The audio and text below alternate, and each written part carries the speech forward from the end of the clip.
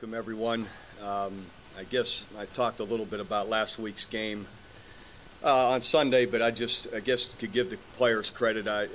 Again, a well-played game. I thought some guys offensively that we recognized as a team that had just exceptional games. Again, Sam Bradford just outstanding away from home, and to play as he did, responsible for 5 touchdowns. 7 straight scoring drives in the second half, and some third down throws by him that if you look at his third down statistics are just amazing. I think he averaged 17 yards per completion on third down, which is away from home, pretty incredible. Jermaine Gresham, another huge day, near 100 yards receiving. DeMarco Murray accounted for about 250-some yards of total offense. Chris Brown, again, over 100 yards. Joaquin Iglesias, we thought, had some really incredible competitive catches that made a huge difference. And then defensively, Jeremy Beal has 3 caused fumbles, with the sacks, the pressure, the strips.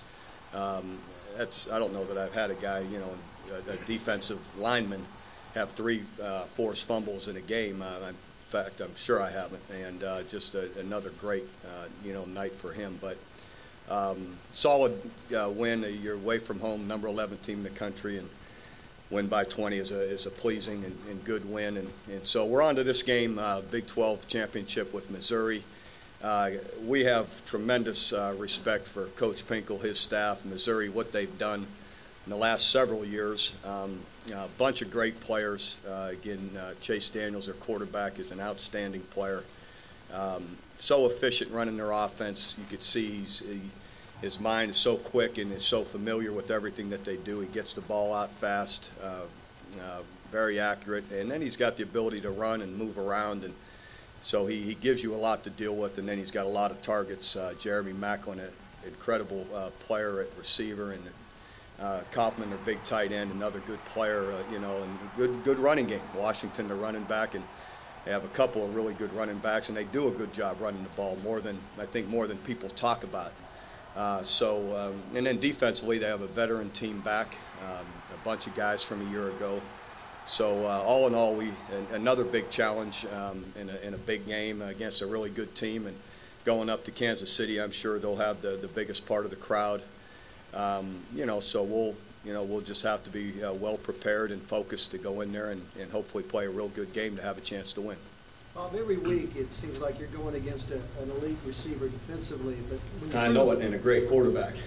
But you turn the ball, and a great tight end, and a great whatever, it goes on and on. But you turn it on the other side. The beauty and what makes your offense so good, it's the diversity, isn't it, in the collective whole? I feel so, but some other people have had it too. But I do feel, I love the way our offense right now and how balanced run, pass, but also the targets that we have in the different ways we run it. So I think Kevin Wilson and all our offensive coaches together are doing a great job of using all of those tools and weapons and making people defend them all.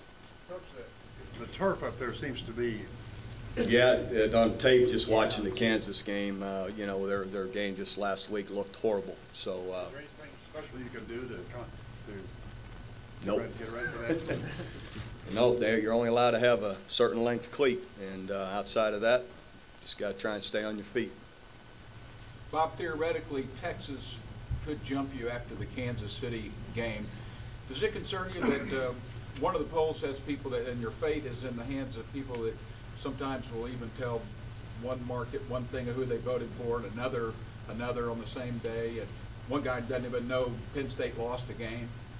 Well, yeah, but what are you going to do? That's the way the system's set up. I didn't have anything to do with it, but it is unfortunate if those are some of the people that are voting and not being truthful where they're voting, or don't keep up with the entire process. It's like last week we go on the road, beat the number 11 team in the country at their place by 20 and lose some votes. I don't know that that's ever happened before. So, but that's the way it goes. Bob, would you talk a little bit about the season that Jermaine has had and what he's like as a off the field? Jermaine Gresham is he's had an incredible year. I don't know how many games we've had here where he's been around 100 yards receiving for a tight end. The other night had 7 or 8 catches, some great catches, and competitive catches in some third down and some tight situations when we really needed them. Heck, we had one drive, I think, where he catches it 4 or 5 times and gets the touchdown. And it's basically him the whole way down with Sam getting the ball to him, of course.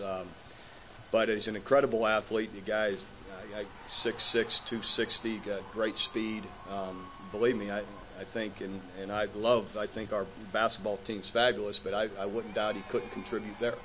You know, he's that kind of athlete. But you know, and competitive, what you like about him, he reminds me a lot of Adrian. There's such competitiveness in him that people don't get to see. A really prideful, competitive guy, and it rubs off on a lot of other people, the other players around him. And then off the field, he's a prince of a guy. The guy is never on a list of missing workouts or being late for anything or not going to class. I mean, he really has been responsible, accountable to everything off the field that you want. And, and the players love him because he's just got a great attitude all the time. You know, very upbeat, positive guy. Did he long touchdown the other night remind you of anything in particular? No. Thinking about Mark Bradley's going the same direction back in 2004. Yeah, but I don't know. They don't look much like each other. So different numbers and all. Coach, can you talk about Bradford's competitiveness, his leadership qualities, especially last week suffering the hand injury? And then, as a follow-up, will you have to make any adjustments this week for his hand? Or? Okay, Sam, the third series, he's stiff-arming one of their rush guys to get away, and this actually, tears a ligament in his thumb, and he thought it was okay. He didn't want to get it taped, and he said he went to hand the ball off the next series with his left hand and felt like he had a deflated ball. His thumb just went all the way out. He had to grab it with the other hand, and then he realized, well, if I'm going to get through this, I've got to get it taped up and get some kind of support on it. And, he just fought through it. And that's the only reason, again, in 2 years he hasn't fumbled a snap. And he fumbled a couple snaps because he couldn't grip, he couldn't get the thumb to work properly. But still, work through it. His heart, his toughness, his competitiveness is second to none. The guy, the players love him because they see all that. And his effort trying to get the ball in the end zone on a third down play, diving over everybody, and thumb already injured, just going for it. The guy is, and you see how many balls he delivers with the rush right in his face and puts it right where it needs to be. He's a great competitor, and you love it because the players see it. That's what makes him such a good leader, because the players recognize it. You can't fool players that are out there with you, and they know, and they play for him, I think, because they know that. Will we make any? I don't think we'll have to.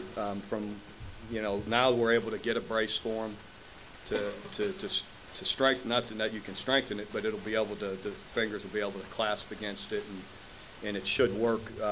We should be able to do everything as normal. That we have time to plan for it now, and to get him a brace or some kind of soft cast to protect it, where he'll be able to manage with it.